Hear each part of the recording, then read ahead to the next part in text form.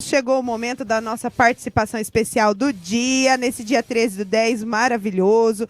Um dia especial que nós estamos tratando do tema A Cura da Criança Interior. E hoje a nossa convidada, eu não vou falar o nome inteiro dela não, né? Vou falar do jeito que a gente conhece, a Rose Favato, graduada em Ciências, Química, pós-graduada em Psicopedagogia e Direção, Supervisão e Orientação. Ela tem um currículo bem extenso, gente. Ela atua na educação especial há 32 anos e no ensino médio há 22 anos. Também atua na nossa paróquia como ministra da palavra, já foi catequista, já participou da pastoral familiar e, quando convidada, às vezes dá sobra um tempinho para dar palestra, né?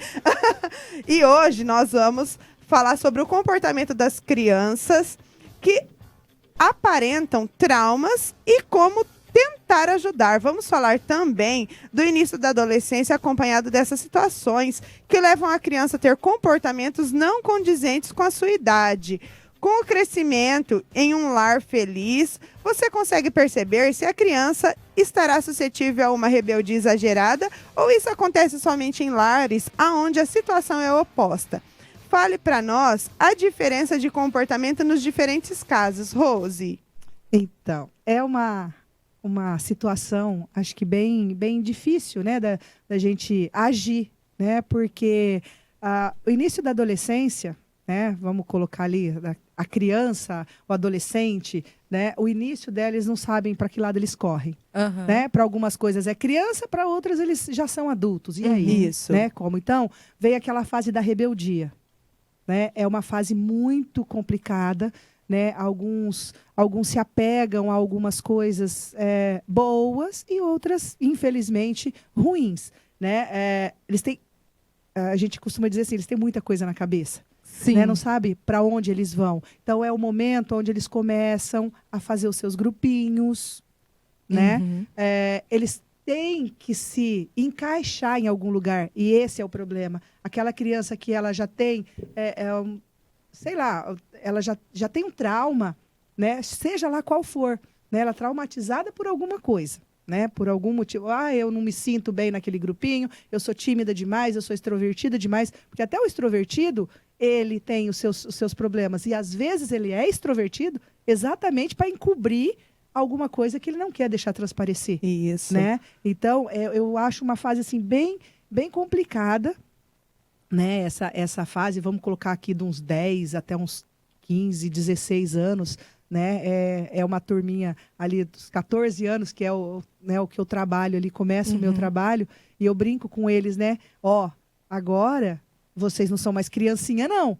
Né? Mas para algumas coisas eles também não são adultos, né? Eles começam a pegar algumas responsabilidades e eu acho que é exatamente esse momento que é a fase mais crítica dentro da família, dentro da escola, na sociedade, na igreja, né? Tem alguns que se apegam muito à igreja, tem alguns que expelem, né? Nossa, sumiu, acabou a crisma, nunca mais, nunca só mais volta para casar. E olhe lá, e olha né? lá, né? E olhe lá, bem isso.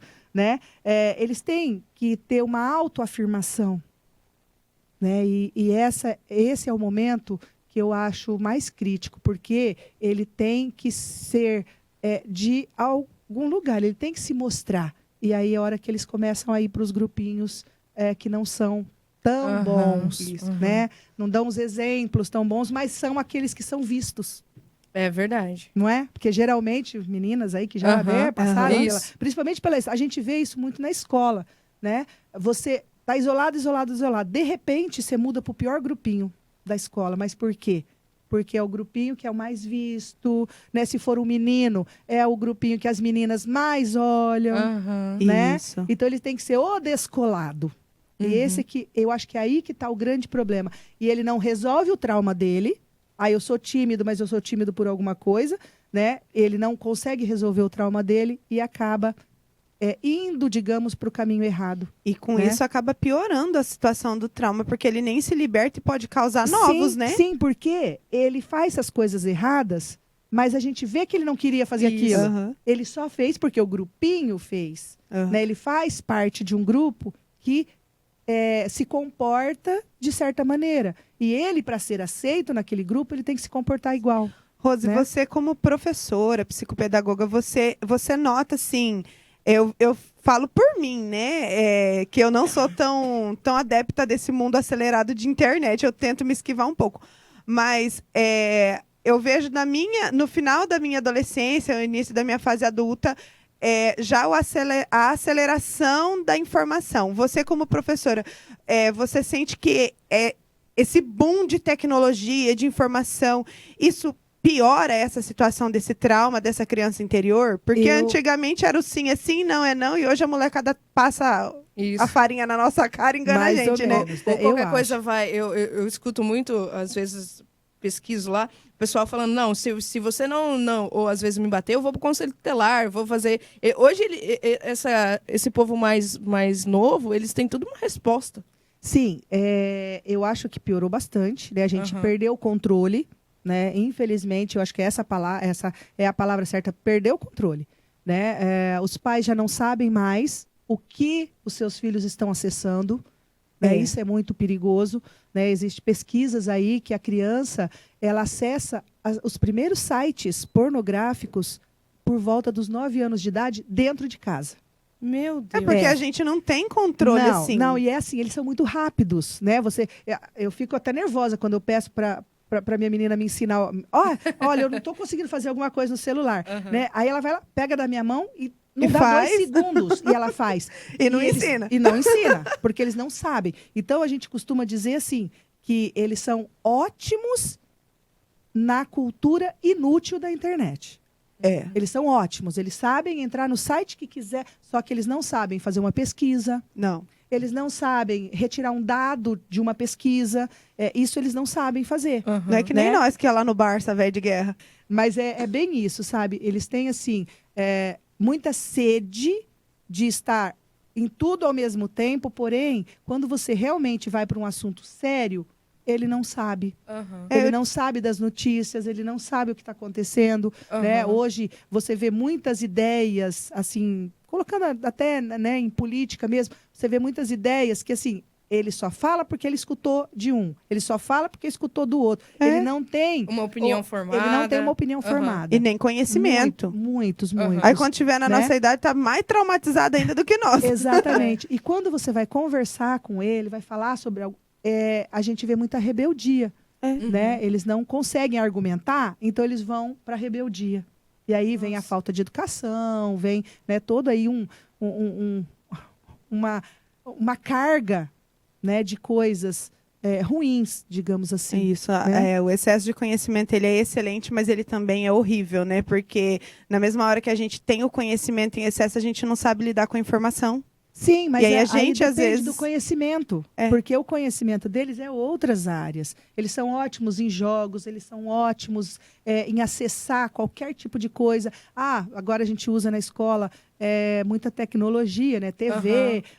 Deu algum probleminha, você chama ele vem aqui rapidinho e te resolve, né? Mas digamos assim que o conteúdo que você está trabalhando ele não sabe. Isso. Né? E aí quando chega lá no futuro, que tem uma casa para sustentar, uma família para arcar com as despesas, as necessidades básicas, aí aonde esse trauma que a gente fala, ele vai explodir, né, Rose? Sim. Eles não estão acostumados com o não. Eles não sabem o que é não. Né? E eu gosto muito de uma parte que o Mário Sérgio Cortella fala, que a criança não sabe, não aprendeu que a vaca não dá leite, né? Eu achei isso maior, assim, uma coisa gigantesca que ele falou. Porque a criança não sabe o processo de nada. Ela vai lá na prateleira do supermercado, tem leite. Quer dizer, no máximo na prateleira do supermercado, ela vai na geladeira de casa e pega o leite. Isso. Ela não sabe todo o trabalho que dá. Então, ela não sabe quanto custa, não sabe o trabalho que os pais têm, que a família tem para conseguir certas coisas.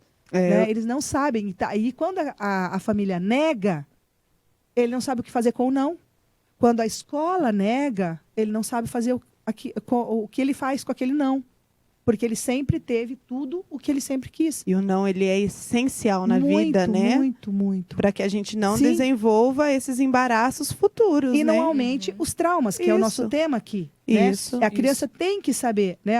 Mais um provérbio, né? Aqui, porque o Senhor repreende aquele a quem ama, assim como o pai ao filho a quem quer bem. Então, assim, os pais têm que ter ainda essa questão da repreensão, né? Alguns criticam aqui a parte dos provérbios também, porque fala muito em uso de vara, né? Só que, gente, não é a vara que você vai lá no terreiro, igual a gente fazia, né? Igual a gente não, era mas se for antigamente, necessário, né? Infelizmente a gente tem que... Eu também sou a favor. Quando né? não dá mais, pegue o... Exatamente. Mas essa vara não quer dizer uma coisa física, Não. né? Quando fala aqui, né, o convívio em família. Gente, hoje não se tem diálogo. Verdade. E não é diálogo. Quando eu falo diálogo, não é diálogo de conversa. Não precisa eu sentar, ir lá e conversar. Não, é diálogo de exemplos.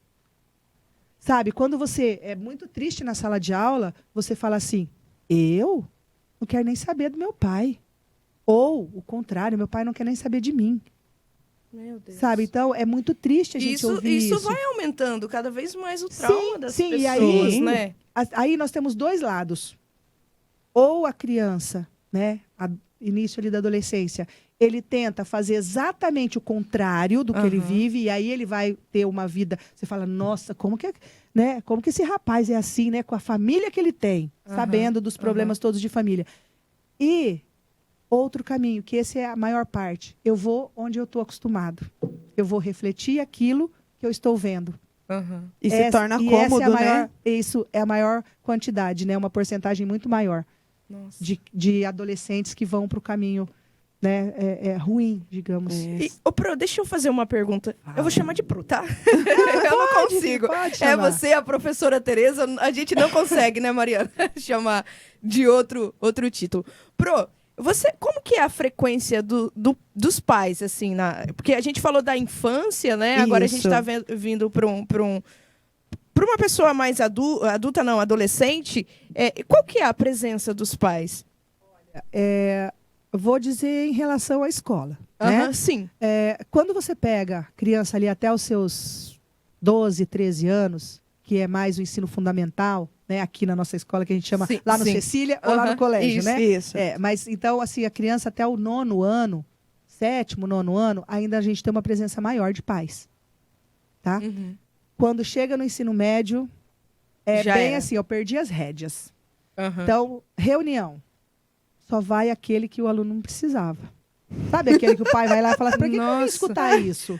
Uma vez eu fui numa reunião, uma professora falou, Dora, por que você está aqui? Exatamente. Mas porque eu sou daquelas mães chatas que se precisar, eu tô todo dia na escola. Porque você é responsável pelo teu filho, né? Então, infelizmente, a gente ouve, ao longo dos anos, a gente passou a ouvir muito mais essa frase. Vocês veem o que vocês fazem, porque eu não sei mais o que fazer.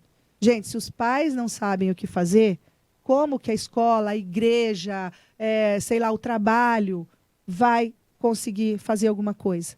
Né? Então, infelizmente, é assim. Nós ainda temos muitos pais, tá? Muitos pais que são presentes, que acompanham tudo. Mas uma grande maioria não acompanha mais. São 11 horas e 35 minutos e nós vamos falar um pouquinho agora da importância de um convívio em um âmbito religioso em relação aos traumas de infância que podem perseguir uma criança até a sua fase adulta. Qual é a importância, Rose, do convívio religioso? E o que isso pode ajudar essa criança a se livrar desses traumas que começa lá, muitas vezes, a maioria das vezes, na primeira infância e prossegue até a vida adulta?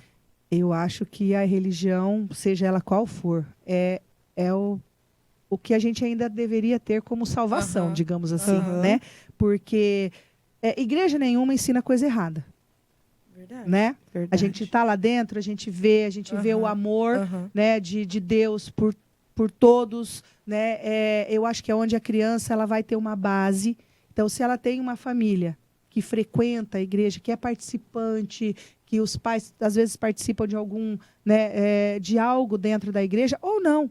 Aqueles só que seguem a Deus. Eu acho que é muito mais difícil ele se desviar do caminho. Né? Temos sim, claro que a gente tem. Né? Existe aquele que não conseguiu, né, se livrar de repente desses traumas, né, seja ele qual for, e ele vai se desviar sim. Mas eu acho que é uma porcentagem bem menor. Bem menor quando está fundamentado dentro da igreja. Né? Eu acho que a gente ainda fica assim, meu Deus, se eu fizer isso, é pecado. ou se eu fizer isso, eu não estou fazendo algo bom, eu não estou fazendo algo bom para o meu próximo.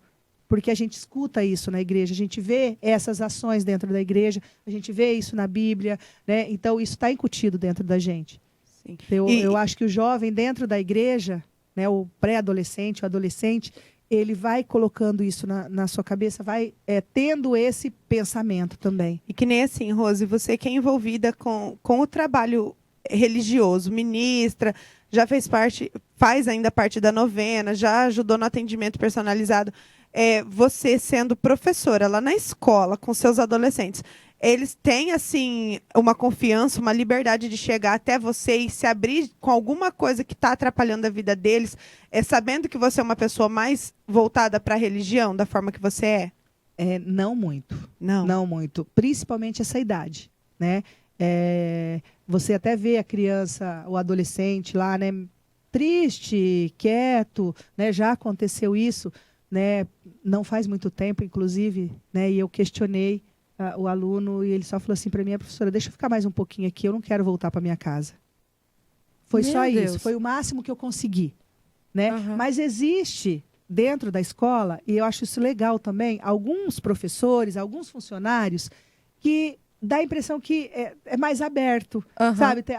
Cria uma certa confiança e tem alguns alunos que procuram sim, Aham. né? E isso eu acho importante também. Sim. Ô, Pro, deixa eu fazer uma pergunta. Na minha época, eu lembro que eu conhecia a Pastoral de Adolescentes no Semax, né? E tinha muita atividade, assim. Hoje, como é que tá? Tá parado essa parte? Olha, dentro das escolas, infelizmente, nós temos que ser neutros. Parciais. Uhum. Imparciais. Imparciais. Completamente. Então, assim, não se fala muito em religião dentro da escola, Uhum. até porque, né, você queira ou não queira, você acaba puxando a sardinha, né, pro teu lado. Isso. Né? Isso. Então, a gente evita. Hoje não tem né, mais, esse tipo. então. Não, é muito raro alguém ir para convidar, igual vocês faziam, né? Ia lá, Isso, convidava para reunião, convidava para o encontro, a outra, né? Os jovens das outras igrejas Isso. iam convidar para um culto especial, alguma coisa assim. Não se tem mais isso, Ah, tá? Infelizmente, né? Nós temos que ser mais neutros lá. entendi. Isso e outros assuntos também. Entendo. Mas ficou. Mas você vê que existe ainda. Eu vou, né? Ah, eu Claro, vou na PJ. Vou na PJ, eu vou no Uhum. encontro, não sei o quê, eu vou. Né? Ainda existe isso. Ai, que Né? bom. Mas é mais entre eles. É Uhum. mais boca a boca ali, né? Não um grupo que vai lá para Uhum. convidar, né? Para fazer esse tipo de trabalho. Ah, tá. Não tem mais. São 11h40 e nós já estamos encaminhando para o final do nosso bate-papo. Ai, o conteúdo Muito tá especial, maravilhoso. né? Isso, E muito nossa, especial. tá muito cheio de conhecimento, dá vontade de ficar o dia inteiro aqui conversando com a professora Rose, mas infelizmente a gente tem horário a cumprir. E, Rose, eu queria pedir para você, então, qual conselho você dá ao nosso ouvinte, a nós mesmos aqui, para evitar supostos traumas na infância e adolescência? Olha, Eduardo, é difícil, né? Dar assim né? um conselho, mas eu acho que as famílias deveriam mostrar mais coisas boas, né? Tentar evitar, porque hoje a gente tem muitas famílias desfeitas, né? Com coisas assim feias mesmo, sabe? Sem respeito, né? Aham. Porque a gente não pode deixar 100%, todas as famílias são nossa, o exemplo. Não é isso, né? Existem famílias que se desmancharam, se desfizeram por alguns motivos sérios, mas isso não pode ser levado para os filhos. Os traumas já vêm aí. Então, a briga na frente deles, né? Aquelas discussões, a falta de respeito mesmo. Porque, gente, queira ou não queira, pai, professor, o padre ou o pastor ou um amigo próximo é herói para a criança. Eles são heróis. E qualquer coisa que ele faça de mal, isso eu acho que são os traumas que são causados. Começa lá da família. Verdade. Depois vem para a escola, depois para a rodinha de amigos. Então, assim, qualquer coisa pode ser um trauma muito grande. Então, Ai. evitar. Então, qualquer palavra suja que eu direcione ao meu esposo ou Sim, vice-versa, sim. é uma discussão que, às vezes, para nós, como adulto, não tem valia, que vai acabar dali 5 Sim. minutos. Para a criança, ela pode ser infinita. Nossa, Porque você é a rainha, você é a heroína para o teu filho. E aí, você age dessa forma, então eu posso agir também, sabe? Ou senão a vida não é boa. Olha, até meu pai e minha mãe. O próprio né? comportamento nosso, Minha professora não me ouviu, minha professora não me distratou. Às vezes nem é isso, mas ele está já carregado de algumas coisas. Né? Então, eu acho que assim, a gente deveria se voltar um pouquinho para dentro e pensar um pouco antes de certas ações. Eu acho que não tem. E sempre carregar a religião, né? Sempre. Isso. Sempre. Rose, tem Deus no atitudes lá em coração. casa que às vezes, assim, eu espano, né? Porque eu sou expansiva. Mas aí que eu vejo que eu errei, eu chego tanto em um quanto no outro. Eu falo, ai, vocês me desculpem, fiz errado, peço desculpa. Digo pro Luiz Eduardo o dia inteiro que eu amo ele. Acho que tem hora que ele até cansa de ouvir, né? Tanto eu te amo, tanto beijo, tanto abraço, mas... Mas aí veio o respeito, né? Uhum. É o respeito, porque você explodir, você fazer alguma coisa, isso é normal. Agora, o que não é normal é isso virar corriqueiro e, assim, fazer parte da vida. Aham. Não, isso não faz. Olha, foi um momento que eu estourei. Porque todo mundo tem que dar uma Aham. estourada, senão, né? Pira, né? Explode, né? Não dá. Então, mas eu acho que seria isso, as nossas atitudes. Eu acho que Né? esse conselho que a Pro deixou aqui pro final, isso é até importante para nós que vamos ser futuros pais, né? Igual eu e a Mariana, a gente não tem filho ainda, porque muitas vezes a gente escuta pessoas novas, eu não vou ter filho porque o mundo tá do jeito que tá. Mas, igual a professora tá falando, isso começa dentro da, Sim, né? exatamente. Isso não porque o mundo tá do jeito que tá, que o meu filho vai ser desse jeito, né? E lembrar sempre, né, que nós, pais, primeiro, né, a primeira instância ali é a Isso. família, então os pais, a mãe ou o pai, né, nós somos heróis. Olha que lindo. No começo nós somos heróis, gente, e a Que gente lindo. pode se tornar vilão, Que lindo. né? Ai, Rose, nós estamos repletos de conhecimento, agradecidas Lisonjeadas. infinitamente pela sua participação Eu que aqui. agradeço.